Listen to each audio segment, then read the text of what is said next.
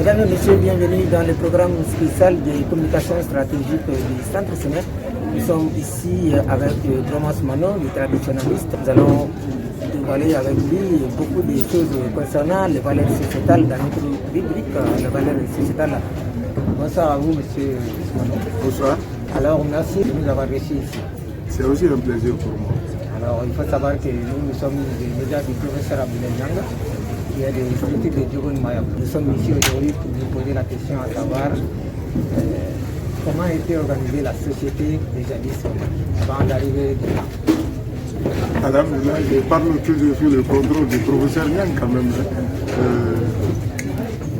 La société malienne était l'une des meilleures sociétés, la mieux structurée du monde. La preuve en est que depuis la nuit de temps jusqu'à aujourd'hui, c'est l'une des sociétés qui garde encore ses valeurs sociétales. Malgré l'évolution galopante de la nouvelle génération, il faut juste se fier à l'empire du Ouagadougou, académiquement appelé l'empire du Ghana, l'empire du Mandé. Il faut parler de cette organisation sociale. Depuis 1236, sans compter l'empire du Songboé, le Rwanda Malatissimbo. La société était organisée de sorte que chacun s'identifiait là-dedans, chacun s'y reconnaissait là-dedans. Comme je vais prendre l'exemple sur le Mandé. Après la bataille de Tréna en 1235, en 1236, on a fondé l'empire des Mandés par Sundiata Keita, le grand empereur. Il s'adressa au peuple de Mandé à ce terme.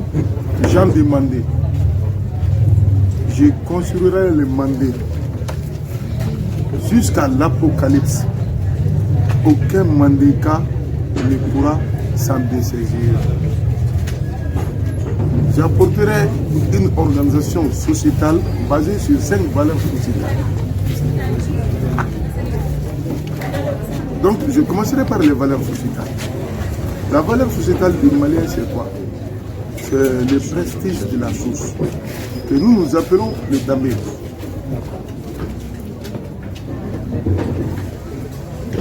C'est la gérontocratie. Le pouvoir des aînés. C'est la rivalité positive. Fadea, Tchema, faire mieux que l'autre. Il y a la pudeur,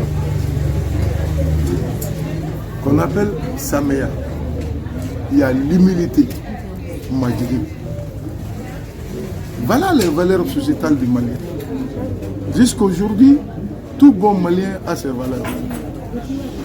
Maintenant, l'organisation sociale de la société, parce que Sundiata, il faut reconnaître qu'il a apporté une très bonne organisation sociale, politique, administrative, pour ne parler que de ça, vu la décentralisation qu'il a apportée au Mandé. Jusqu'aujourd'hui, le Mandé, s'y reconnaît. Il dit, Jean de Mandé, je vous divise en 33 familles. Chaque famille permettra à son membre d'avoir son identité culturelle.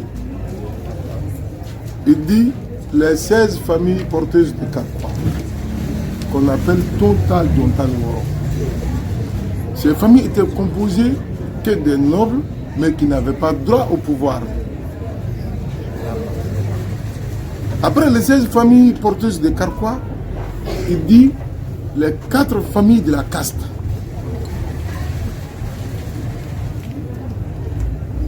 D'abord, il y a ce qu'on appelle les forgerons,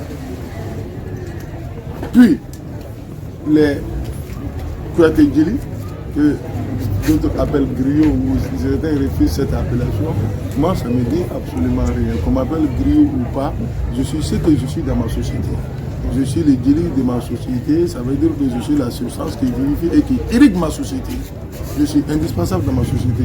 Si le colonisateur a voulu trouver l'équivalent de mon rôle dans sa société, n'ayant pas trouvé ses filles à la culture portugaise pour m'appeler criado, qui veut dire crieur public, ça ne peut pas m'identifier. Ça ne peut pas me signifier. Je suis Djili, ça veut dire que je suis le sang. Ça veut dire tout simplement que je suis au corps social, c'est que le sang au corps biologique. Donc il dit les Kouyaté-Djili, puis les autres Djili, qu'on appelle les griots Kouyaté et les autres griots. En plus, les Founais, qui sont les camarades, la caste de la branche religieuse. Donc ça, c'est les 4 familles de castes. Certains seront surpris aujourd'hui de ne pas me voir citer les cordonniers. Les Mandés ne connaissaient pas de Garangué ou Mandé. Donc, les Mandés ne connaissaient pas de Garangué. Donc, ça c'était une organisation. Après les 5 familles porteuses de Carquois, il y a les 4 familles de castes. Après, il y a les 5 familles royales qui pouvaient se succéder au trône des Mandés, qu'on appelle Mamourouchi Tchégourou. Jusqu'à aujourd'hui, c'est eux qui ont droit au trône des Mandés. Nombreux sont ceux qui sont Keita ou Konaté, mais rares sont ceux qui sont de ces 5 familles. Mais pour une raison allant vers la cohésion sociale, il est demandé au bon Djeli de taire ses secrets et de l'évoquer comme moment propice et important. Donc, ça c'est les 5 familles royales qui peuvent se succéder. En plus, il y a les 5 familles marabouts qu'on appelle les Mourikandadourou. Pourquoi les 5 familles marabouts? Vous verrez, en citant les 5 familles marabouts, on aura le nom Sissé, Touré, Diané, Berete et Kouma. Ça, c'est 5 noms qui sont considérés comme des familles de marabouts au Mandé. Mais Sissé, Touré, Diané, Berete, Kouma et Sougouna, en ajoutant Sougouna, on atteint les 6 familles royales de l'Empire du Ghana. Sans aller plus loin, nous savons que si nous continuons, on peut aller jusqu'à demain matin. Alors, dans cette société, comment était organisée, comment les sanctions sociales étaient prises? La sanction, elle était prise et puis acceptée de tous. Et chacun s'en glorifiait parce que tout le monde a contribué au vote de ces lois, au choix de ces lois, au choix de ces sanctions. Parce que, à part du moment que c'est la gérontocratie, comme le dit chez nous, la parole d'un vieux, d'un sage est comme une crotte bien. Plus elle vieillit, plus elle blanchit. La décision venait des sages, elle venait des personnes âgées. On dit que l'aîné a un droit sur le cadet, mais tout en respectant le cadet comme frère héritier, comme un frère qui doit être sur ses traces et dans le siège de leur devancier. Donc la loi, elle est là. Soit il faut affronter la force vengeresse qu'on appelle Nyama, ou il faut accepter la loi du vestibule qui demande si tu dois être corrigé par les fous, il faut le faire. Si on doit te sanctionner par des mots verbalisés, il faut l'accepter et t'excuser. Comme ça, tu serais à l'abri de toute autre force vengeresse. À ce moment, il n'y avait pas de prison. Prison? Non, ben, aucune histoire, aucun empire, aucun royaume ne retient l'histoire des prisons. Parce que l'homme était, permettez-moi l'expression, l'homme était conçu. Conçu, c'est-à-dire quoi?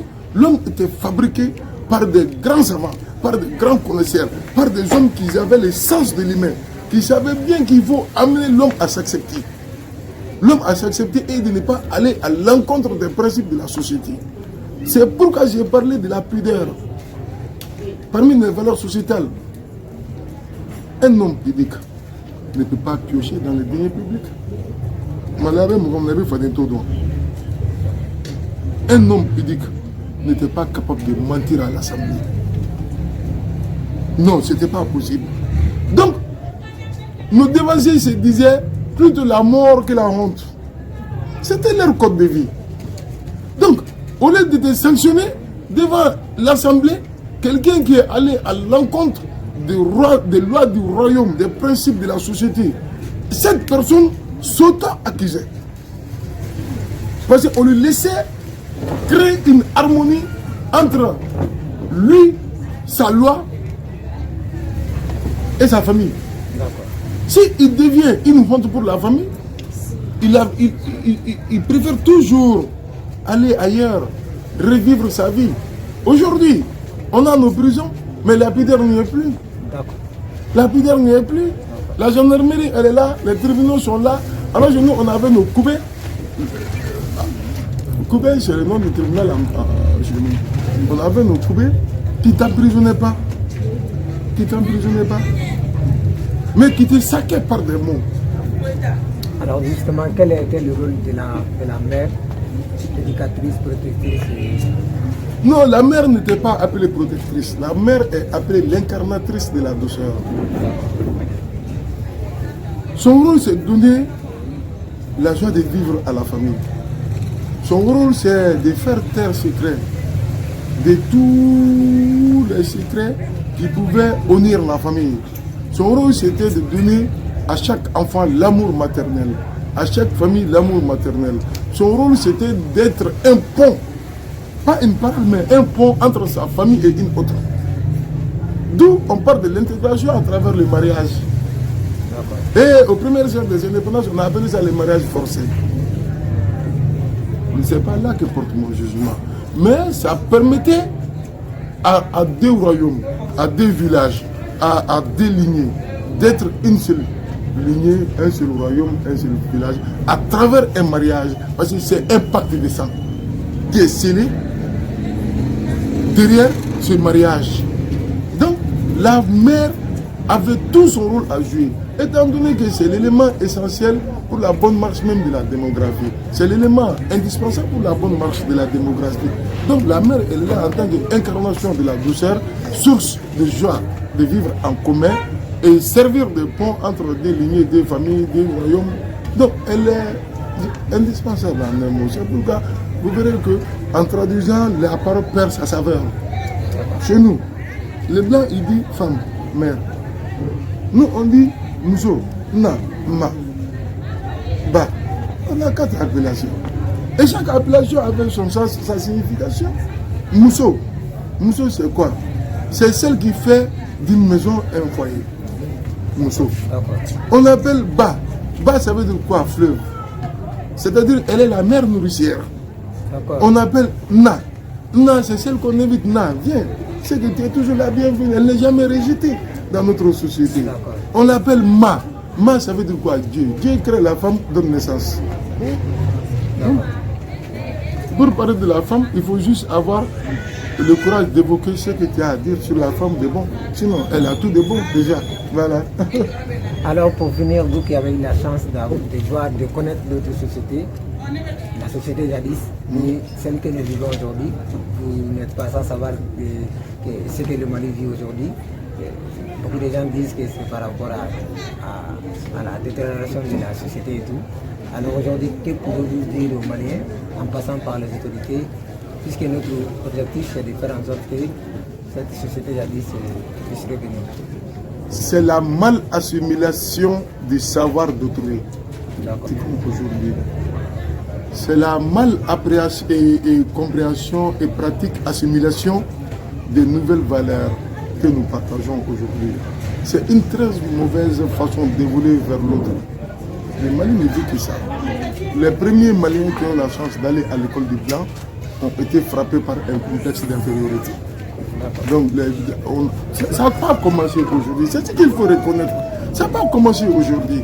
Vous verrez, après les premières heures des indépendances, on a mis à terre toutes les autorités légitimes au profit des autorités légales. C'est ce qu'on ne veut pas évoquer. Les autorités légitimes sont là. Dougouti qui paye. Dougouti va faire. Hop, bon, là, le commandant blanc, là. C'est ce que moi, je t'ai dit. Ni Dougouti qui blanc, le commandant Dougouti qui tara kanto. Le Mali vit ces problèmes d'abord. Un, c'est ce qu'il faut revoir.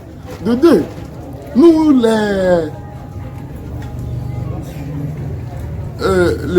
les boussoles de cette société, en tant qu'homme de caste, je me considère comme boussole de ma société. Parce que je dois donner une orientation à ma société. Nous, les hommes de caste, on est très mal formés. Ça, c'est ce que nous concerne. Maintenant, ce qui concerne nos Djatigi, avant, qu'est-ce qu'on disait? Que chacun s'identifie à sa source afin de justifier son rang. Et aujourd'hui, comment ça se passe? Vous êtes Koïta. Les Koïtas sont originaires d'où? Moi, je sais que c'est de Sorotoumou. Et qui était le roi de Sorotoumou? C'est la Maman Koïta. Il avait quel code de vie? Et vous qui êtes Koïta, vous devez avoir quel code de vie? Moi, je suis Soumano, je suis descendant de Sirimanfi. Sa façon de faire, d'agir, c'était de maintenir la cohésion sociale. J'ai trouvé mon père le faire, je marche sur les traces de mon père dans les sièges de notre devancier sur Manfin Dougouma. N'est-ce pas?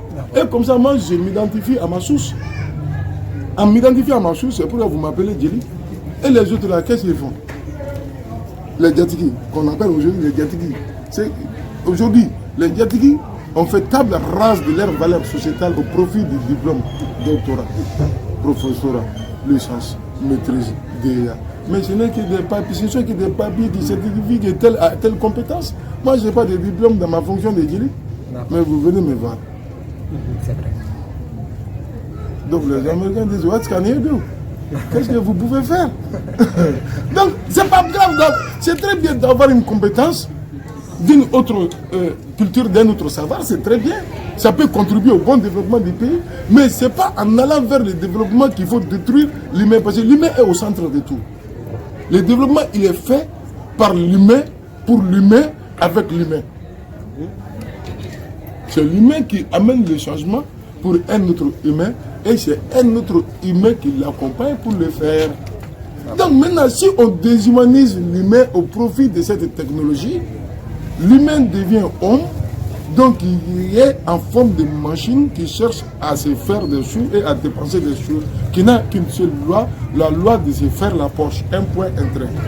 C'est pourquoi la délinquance financière est au succès aujourd'hui, la corruption est au succès aujourd'hui, le trafic d'influence est au succès d'aujourd'hui, corrupteurs ou corrompus n'ont pas d'équivalent en français, en bambara, parce que ça n'a pas existé dans nos cultures. Maintenant, l'autorité politique qui est là à la date d'aujourd'hui, depuis l'indépendance jusqu'à aujourd'hui, le président venu par coup d'État, par la voie des urnes, par la transition, tout. Qui de ces présidents ne porte pas un nom de famille? Qui? Personne. Keïta, Traoré, Touré, Konaré, Traoré, Daou, ils ont tous des noms de famille, donc ils viennent tous des lignées, ils ont des cultures, ils ont des valeurs, ils ont des ancêtres éponymes, donc ils ont des prestiges de choses. On n'a pas besoin de dire à quelqu'un qu'un Kouyaté est griot au Mali. On n'a pas besoin de dire à quelqu'un qu'un Djara est Bambara au Mali. Mais il faut aller en France pour dire que vous êtes Djara. On va vous demander après vous êtes de quelle ethnie. C'est pourquoi vous verrez la pièce d'identité au Mali là. C'est toujours écrit la carte d'identité nationale du Mali. Carte d'identité nationale du Mali. C'est ça. Ça veut dire quoi? C'est pas ton identité, c'est pas la mienne, c'est pour l'ensemble du Mali. Un point écrit, il est malien. C'est ce que ça signifie. Attention, avec un Mali de filles. Mais moi, je suis souvent, je n'ai pas besoin de dire que je suis Djeli. Au Mali, en tout cas au Mali, je n'ai pas besoin de vous dire. Pourquoi ne pas entretenir ces valeurs? Pourquoi ne pas perpétuer ces valeurs? On nous met en cause, vous les griots, venez intervenir. Les griots n'ont aucune compétence juridique au Mali pour imposer telle ou telle loi. Il est celui qui doit alerter, aviser, avertir, rappeler, conseiller, éduquer, si on l'écoute bien. Si on l'écoute bien. Et le plus important n'est pas de nous écouter, mais de nous comprendre. Nombreux sont ceux qui nous écoutent, mais rares sont ceux qui nous comprennent. Donc aujourd'hui, si le Mali est dans des problèmes, moi j'ai parlé de ça, si j'ai bonne mémoire, j'ai parlé de ça en 2007. D'accord. 15 jours, si on ne fait pas attention. Ce pays-là, ce beau peuple du Mali, cette nation peuple, cette nation pays, cette nation république sera confrontée à un problème qui durera sans solution. Que Dieu nous en garde. Donc aujourd'hui, le Mali traverse une telle crise qui était évitable quand même, qui était très évitable, mais malheureusement, la politique malienne, les politiques maliens ont cherché la solution à tout, sauf au problème que l'humain va rencontrer. C'est ça. Donc il faut revoir l'éducation, il faut revoir les programmes télé, vos programmes Facebook, il faut revoir les façons de lutte, il faut revoir nous en tant qu'hommes de culture, qu'on ait une formation, et puis ça peut aller. Alors là, c'était Bromas Mano, le traditionnaliste. Nous étions séduits à Bagdadi dans le cadre de notre programme de communication stratégique dans la rubrique valeurs sociétales.